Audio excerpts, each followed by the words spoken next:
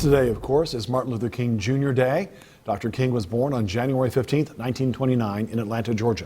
He was a Baptist minister and later a social activist. He led the U.S. Civil Rights Movement starting in the mid-1950s, and he delivered his famous "I Have a Dream" speech on the March in Washington on August 28th of 1963. Dr. King was awarded the Nobel Peace Prize in 1964. He was assassinated in Memphis, Tennessee on April 4th, 1968. And people all over the country took time to honor and remember Dr. Martin Luther King Jr. today. In Ashland, the day actually started with the community gathering at the historic Ashland Armory. People gathered to celebrate Dr. King's legacy. The theme this year is "In the Spirit of Freedom Summer."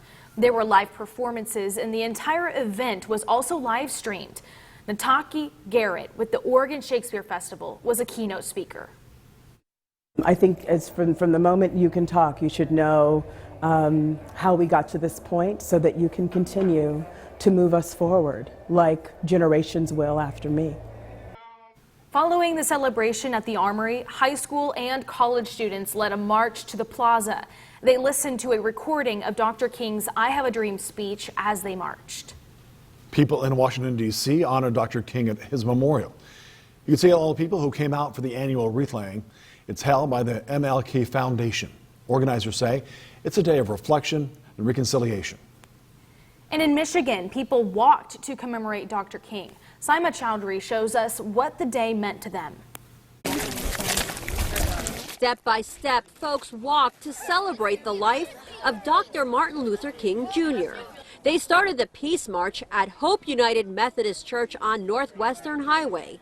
Many held signs and yelled chants.